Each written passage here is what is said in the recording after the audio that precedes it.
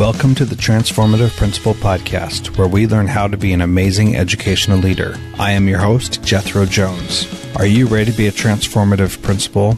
I'm looking for about 10 people who are ready to do what it takes to lead with integrity, find balance, and take your school to the next level. If you're looking to improve your leadership in a measurable way, go to transformativeprincipal.org/mastermind to see if you qualify to join a group of like-minded people who are ready to be the best principals in the country.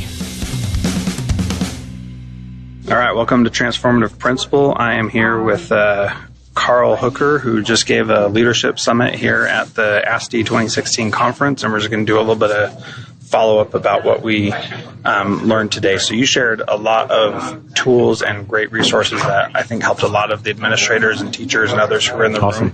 Before we get into all that, will you start by just talking a little bit about your background and who you are?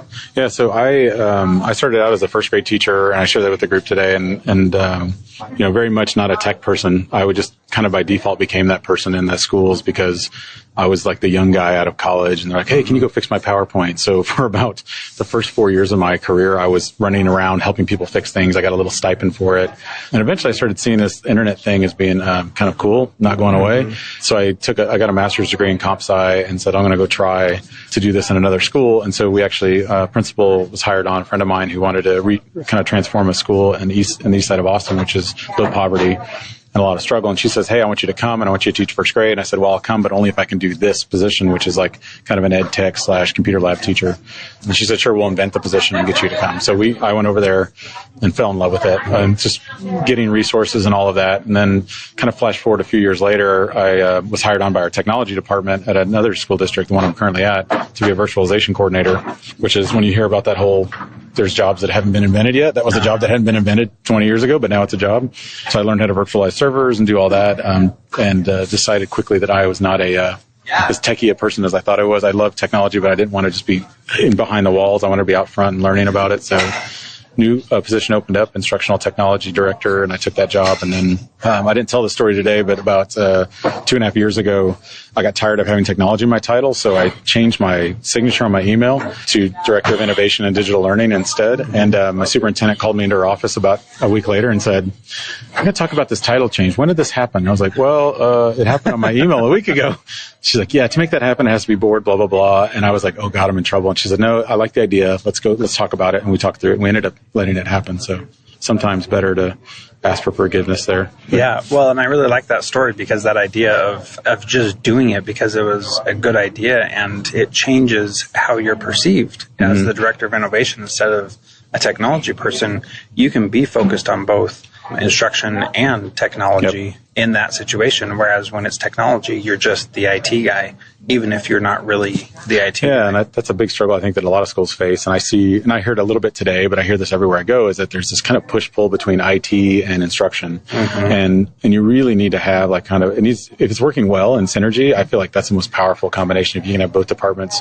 And like the tech side, our new guy that's over there now, he's got some instructional background, which is perfect. And I've got just enough technical background so I can understand, like when I asked him to do something, like open up YouTube for all our students a couple of years ago, he knew that I had spent a lot of time researching it and talking about, I know that it's going to present these challenges to the network, but this is why I want you to do it. Yeah. And there was an instructional benefit, and he saw it. But not all schools act that way. And there's a lot of push. You know this. There's a lot of fight. Yeah, there's always this idea that IT is one thing and instruction is another thing. And really, I think we need to get away from that and really have it be all about instruction and making technology a part of that instead of some separate thing. Silo. Yeah. And you gave the example today of, okay, everybody take out your iPads. We're going to do our iPad lesson now. And how silly that is because you don't say, okay, everybody take out your history books. We're going to do our history book lesson now. You're not doing do your pencil lesson today. Take out your pencil. Exactly. Yeah. So it just making that mind shift is important, and having your title is important. Symbolic, but yeah, definitely. Yeah. And a lot of principals are using the title lead learner to help communicate that they are more than just a disciplinarian, So when you're doing these kinds of presentations, you had us for 6 hours today, and that's a long time. What's your goal for something that is that big, how do you decide what your end goal is, what you're trying to get out of your participants? In this case, I spent a lot of time talking to the organizer. I talked to Luke and a lot of the folks that run this event. And I said, what are some things, what are the challenges that your schools are facing? And we talked about a lot, the community up here, a lot of rural districts. And so you're talking about a lot of remote learning, sometimes the flipped learning concept. His big goal was he wanted to make people connect and have connections, and whether that be social media or not. So I made sure that was part of the talk. But I also made sure that the activities that were designed, there was a lot of connection happening. So you were never really, even though you sat down at a table with the same people, inevitably you ran into 4 or 5 other people doing other activities just throughout the day. Yep. So for me, I do a lot of keynotes. That's comfortable because it's 1 hour. I can just give a message and walk out the door. In these cases, it's like I kind of broke it up into chunks and said, okay, for this hour, I want to really focus on this. And I make sure that because, the human brain can only go so long without moving, I make sure there's always a couple of activities built into each one that supplement or support the activity. And then at the end, the big thing is, and I did today, is you want to make sure you give a little bit of time to reflect and say, how do I internalize this? And then how do I write it down and say, these are the things I want to take away from this? So I built in that time at the end. And honestly, we don't do that enough in PD. I feel like in some of the professional learning I still do in my own district, it's like we're flying, our hair's on fire and we got to get out the door. It's 3:45. Teachers are leaving. So trying to back up now and build that reflection in throughout the day is a new thing I'm trying now, where it's like, take out your Evernote. Now we just did this activity, write a couple notes about it. I looked around the room today and there's people using all sorts of things, pen and paper, but it was great. Right. Everyone was kind of reflecting in their own way. So I think the thing is work with the organizers, but also talk about, and as I worked with a group, I could tell I kind of adjusted as we went. So I changed some slides, I changed different things. And I thought I feel like you were comfortable in some areas and there's some areas I felt like let's highlight this and really kind of push this point home. And so I kind of adjusted as I went throughout the day, but I had a skeleton in my mind when I showed up this morning. Yeah. So you have these brain breaks built in. What are your suggestions for principals and teachers doing that at their schools with PD and with students? How important is that? And what are a couple of examples of how they can build in brain breaks that help learn and don't take away from, they're not just having fun goofing off? Yeah, the dreaded, we're losing instructional time. You got to watch out for that. Yeah, I think the big thing is to mention there's a lot of good research, a lot of brain-based research. And I shared just a snippet of it today about the fact that movement gets oxygen to the brain and how important that is for kids. Actually everybody to have some sort of oxygen to the brain. And the idea is if you're sitting for an extended period of time, your brain starts to kind of detach in certain ways. And it turns out that about 18 to 20 minutes is about as long as the average adult can go before you have to have some sort of transition. It doesn't have to be stand up and do jumping jacks or run around the room.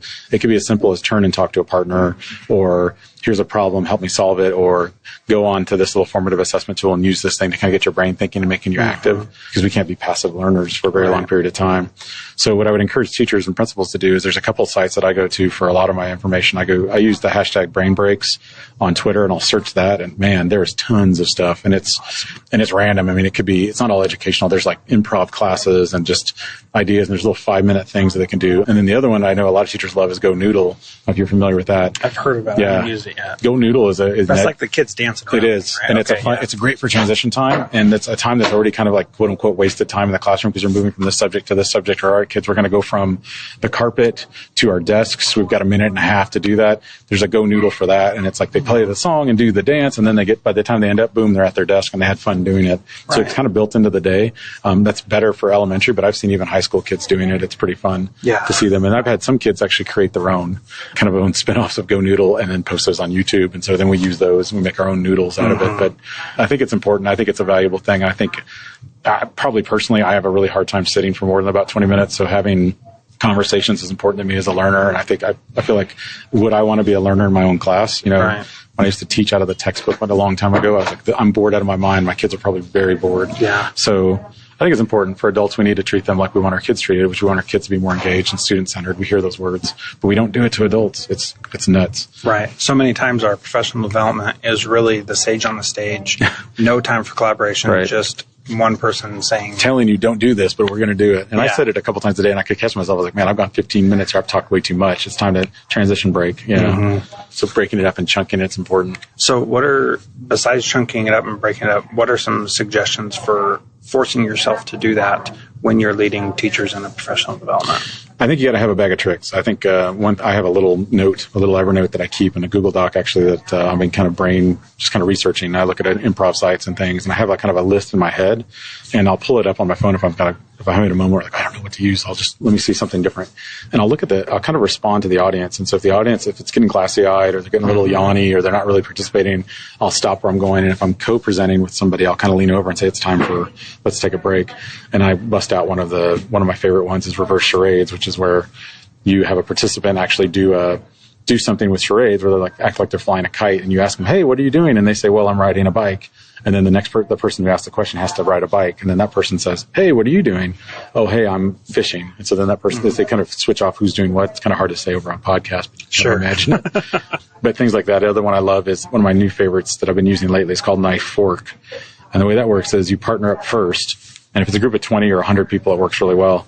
You partner up. And then it's team charade. So you say, okay, I want you to form a knife and a fork. And so one of you is a knife, one is a fork, but you're not allowed to talk. And then, I want you to be a boot and a sock. That gets a little awkward. You have to be real comfortable in each other's spaces. Right. And then you build on other ones. And so then you say, okay, now I want you to find another group of 2. And now the 4 of you are going to create an automobile. You're a car as a group. So just creating these things. And by the end, it's great. If you have it with about 40 or 50 people, we could have done it today. It would have been great. You form things like, now I want you to form the Golden Gate Bridge. Mm-hmm. And so the entire room has to get together and physically kind of be comfortable doing this. And you have to really kind of establish that improv idea of yes, and we're going to go ahead. And I talked about that a lot today of let's be comfortable kind of saying things to each other, because you have to be comfortable before you don't just break that out first.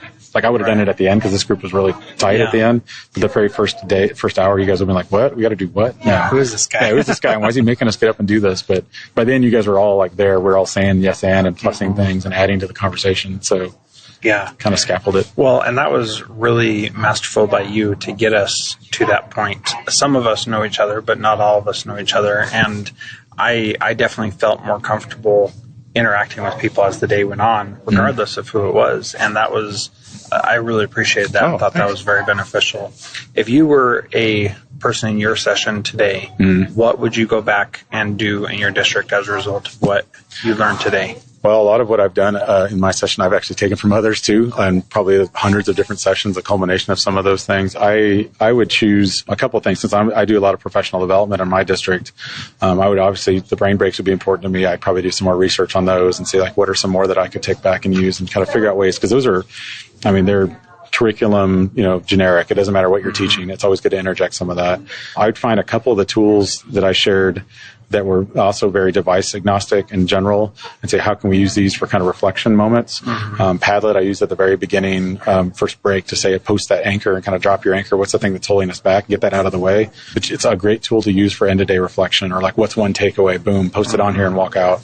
So picking a couple of generic tools like that I could use anywhere in any environment would be another thing. And then probably it's always good to have a couple of stories to tie to. So at the end I shared a couple of stories, but I kind of try to intermingle them throughout the day. So I would maybe share like, there's the story about the kid who was, because the administration were able to allow him to kind of take things home. He was able to share a story before he passed away. It's a sad story, and it brings tears to my eyes every time I say it. But it's real, and it's what happens in our schools all the time. We make decisions, and we don't understand who they're affecting.